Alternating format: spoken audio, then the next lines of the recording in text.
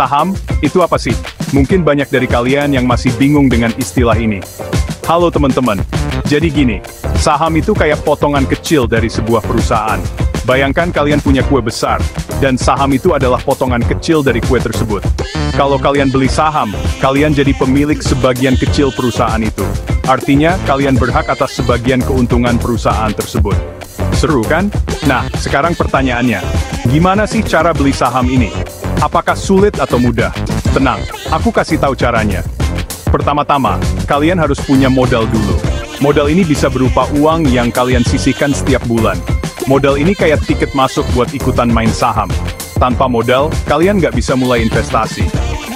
Nah, modal ini bisa didapat dari mana aja sih? Bisa dari tabungan, gaji, atau bahkan dari penghasilan tambahan. Nggak perlu langsung banyak kayak mau beli perusahaan. Yang penting konsisten. Mulailah dengan jumlah kecil, dan tingkatkan seiring waktu. Yuk, kita bahas lebih lanjut di bagian selanjutnya. Di sana, kita akan pelajari lebih dalam tentang strategi dan tips investasi saham. Nah, sekarang kita bahas soal modal. Tenang aja, nggak harus langsung jual rumah kok buat beli saham. Banyak cara lain yang lebih masuk akal. Pertama, kalian bisa sisihkan dari tabungan.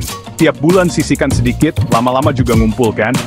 Kedua, pakai bonus atau TIR. Daripada buat foya-foya, mending diinvestasiin.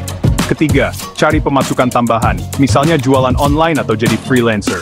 Intinya, sisihkan dulu sebagian uang untuk ditabung. Ingat, investasi itu penting gak? It's late some bin bidiwaras. Eits, sebelum kalian terburu-buru beli saham, ada satu hal penting yang gak boleh kelewat: atur keuangan.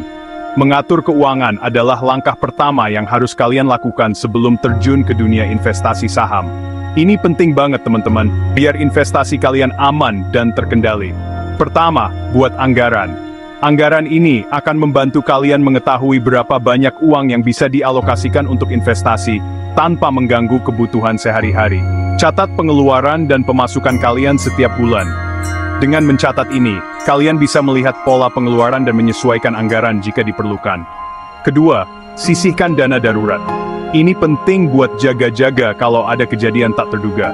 Dana darurat ini bisa membantu kalian tetap tenang dan tidak panik saat menghadapi situasi darurat. Ketiga, pelajari dulu tentang saham. Jangan asal beli tanpa pengetahuan yang cukup. Pelajari jenis-jenis saham, risiko, dan potensi keuntungannya. Jangan sampai beli kucing dalam karung. Pastikan kalian memahami betul saham yang akan dibeli. Nah, kalau keuangan udah tertata rapi, kalian bisa mulai deh mikirin mau beli saham apa. Dengan keuangan yang teratur, kalian bisa lebih fokus dan tenang dalam memilih saham. Ingat, investasi itu kayak lari maraton, bukan lari cepat. Kesabaran dan perencanaan jangka panjang adalah kunci sukses dalam investasi saham. Bagian 4, kisah si Budi, dari karyawan biasa jadi investor. Ini adalah cerita inspiratif tentang bagaimana seseorang bisa mengubah hidupnya dengan investasi yang cerdas. Nah, biar lebih semangat, aku kasih contoh nyata nih. Kisah ini tentang Budi, seorang karyawan biasa yang berhasil meraih kesuksesan finansial.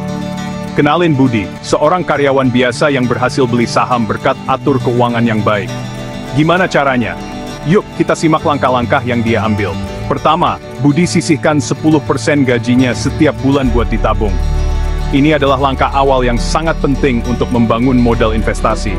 Kedua, dia pakai bonus tahunan buat nambah modal investasi.